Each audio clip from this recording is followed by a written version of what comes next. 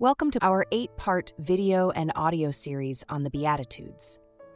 These provocative and often confusing sayings of Jesus are said to provide a blueprint for living the Christian life. So let's dive in with our Good News team, Lynn Shemetek, Lauren Welch, and John Shemetek. Our Beatitude for today is the second Beatitude. Blessed are those who mourn, for they will be comforted. John, what do you think of when you think of mourning? Wow. Okay. When I think of mourning, I think of a loss. I think it is the way people respond when they have had a loss. Either one that's occurred, it could be the usual kinds of things I think that people think of are deaths of someone that they've cared about. But I think we mourn almost any kind of change. When we change jobs, when we age and start losing some of our physical and maybe mental faculties, our position in the social structure as we age. People sometimes become invisible to others. If you become ill or have a disability, gosh, I just think of so many life circumstances that are about or that include loss, and how that is really a universal kind of experience. Everyone knows what it is to lose something or someone. Everyone knows how they have felt when they lose that. Mourning, to me, when I just think about it immediately, I think it's a negative thing in a way, because it's a time of sadness. It's a time of grief. It's a time we don't want to think about in our culture too much. But my first reaction to it is, yuck. I don't like mourning. And how on earth is there any blessing involved in mourning? So boom, there's my thought about it, Lauren. Lynn, what would you add to that? I'm obviously not going to say yuck. But I find mourning, it is a feeling. I always like a good comedy, but I really prefer something that's a little more thought-provoking. So if there's a little change or something and I can think about it, and I really don't mind mourning. I think that I have to be careful with it, because I can tend to get very introspective, and then I'm not trying to find the good of anything or trying to find some happiness or whatever. I enjoy not so much the feeling, but it's the thinking about things, of how it's changed, what's happened. And I've been very fortunate in my life in that most of the people that have gone before me were wonderful people, and I thought they had a good life, and most of them had a good long life. And so I don't really have anything that's terrible that I think, oh my goodness, I'm just going to lose sleep over, or anything like that. But I think mourning is a time for introspection. And it's a time to say, okay, now it has changed. Your body, the circumstances, the person is gone. And at this point, then, what you have to do is to say, okay, how do I respond to that? So I'd have to say mourning is an ever-going thing with me, though.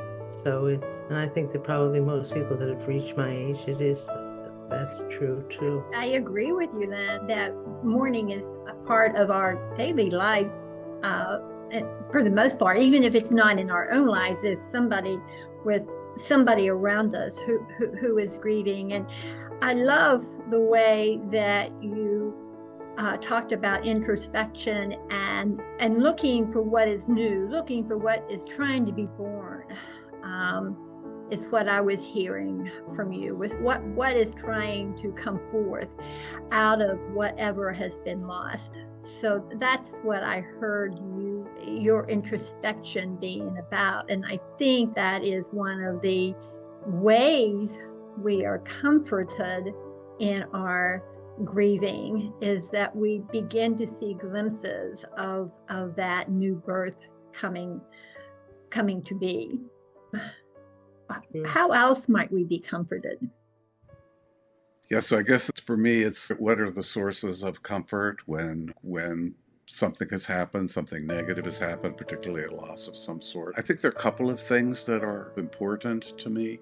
One is, and very hard actually for me to accept, is the comfort that others offer you, the people that you're in relationship with, the family, friends, the church. All of that are great sources of could be great sources of comfort if you allow them to be. I think sometimes when people have something where they're stricken by grief, you'll hear people often say that their heart is broken. That may seem extreme, particularly if you're more of a thinker than a feeler in a way. But if your heart is broken, if you think of those terms, which I do have a little comfort thinking of mourning in that way, if your heart is broken, then this is one of those situations where that broken heart is open to divine, I won't say intervention, but divine intervention, that the divine one can actually enter into that grief with you and be a comfort and support. I think it's like what we talked about with the first beatitude of prayer being of that. It's just nurturing your spiritual life. I think sometimes people misread this beatitude thinking about God sending bad things to people, and that's why and somehow there's a blessing in that. Bad things just happen, in my opinion. God doesn't send a bad thing or will anything bad or evil to happen to anybody. But when it does, and it does for sure, then God is there to be our source of comfort, to enter into our broken hearts, if you feel comfortable with that image. Grieving is part of our daily life, especially in our world today. All we have to do is read the news, and we will find something to grieve with others. I think it's important to grieve. A lot of times when something bad happens, many people will try to get us to see the bright side or to see something good right away. And I think it's important to give ourselves time to feel the loss, to feel the grief, because I think it's in that brokenness. I like your thought of a broken heart, John. Allow that brokenness to break us open so that God can fill us. And I think that's, again, where, as you say, the comfort comes. But it's important to take that time and feel the loss deep in our being. I think that's where the comfort comes from. Mm-hmm. I'd like to add something if I could, and that is, I was thinking back while you both were talking about the day of 9/11, and I remember how frightened I was. I was so frightened. I hadn't been this frightened in such a long time. As a little kid, maybe sometime felt frightened, but I was so frightened. I felt so alone. And all of a sudden I thought, God is here. He hasn't left us. And it was wonderful. I just thought, oh, okay, I have God. God has me, even more important. Mm-hmm. And that was out of such trauma comes these wonderful things. So I was comforted, definitely comforted at that point. There's a group of us that send Reiki to the people of Ukraine and Gaza and now many other points in the world that are war-torn. And we do this as a group every 3 weeks. We get together, and knowing people in those areas, we sometimes receive emails from people thanking us because they know that somebody is thinking of them, and that is helpful. But many of the times that we are doing this, the sorrow and the grief that we imagine these people going through can be overwhelming for us. But doing it together, it helps us. Yeah, I was thinking that as you were speaking about doing that, Lauren, I'm thinking about, okay, the Beatitudes being the blueprint for the Christian life. And what is it that it's calling us to do? What is it this Beatitude is calling us to do? And one piece, I think, is calling us to mourn and to mourn with others, to be in solidarity and in relationship with others, no matter where they are and who they are. And I think the second piece that it is calling us as people of faith to do is to do what we can to be a comfort to another. And that, I think that usually really means not saying some platitude or bringing a cake or something like that. But although I love cake, if anyone wants to bring me a cake, I'll take it. A cup of coffee, I'm there. But I think what it really means is it's just being there, being literally. It sounds a little trite, but just being present, wordlessly, just being physically or virtually like this, or over the waves of the ether through Reiki or prayer or whatever. Being there with someone is where the healing comes in, and I think that's what our Christian life is about. Yeah. Well, I think that's where we're going to get comforted too.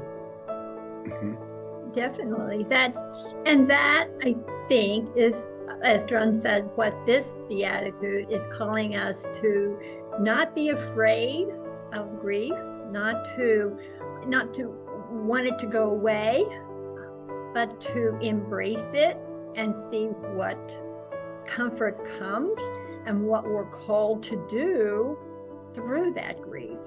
So I think that's one of the reasons that Jesus taught this beatitude to his disciples, so that when the time came that they would be mourning his loss in particular, but other losses in their life, they would know that they would be comforted if they lived into the grief.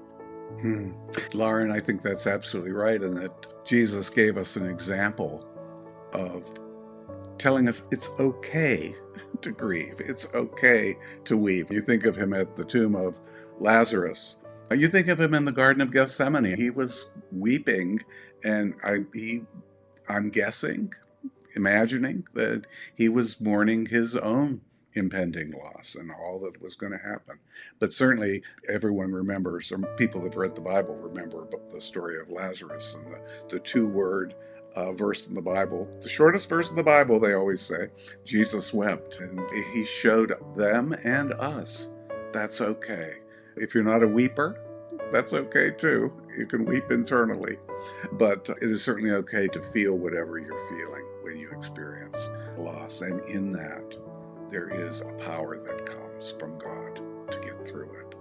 It's just like you were saying, Lynn, with the 9/11, you realized that God was there and God would get us through it. And I think that whenever we're in a world of turmoil, which we sure the heck are, that article of hope is there.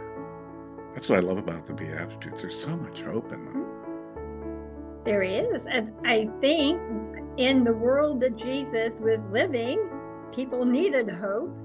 And especially the people that he was speaking to needed hope. And so he gives them this blueprint, calling them to not only survive, but to thrive in their lives. Mm-hmm.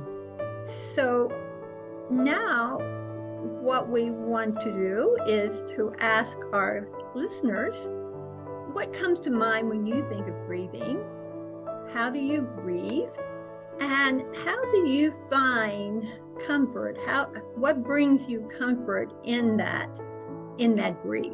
Friends, family. There are liturgies that are very helpful for mourning and grieving. What is it that brings you comfort when you're hurting? Thanks, Lauren. And I think that is a great moment for us to stop and think about that, and to thank our viewers and listeners for being with us this time. And we hope to see you again soon. Bye-bye and take care. Blessings and peace until we meet again. This episode on the Beatitudes has been brought to you by Listening for Clues.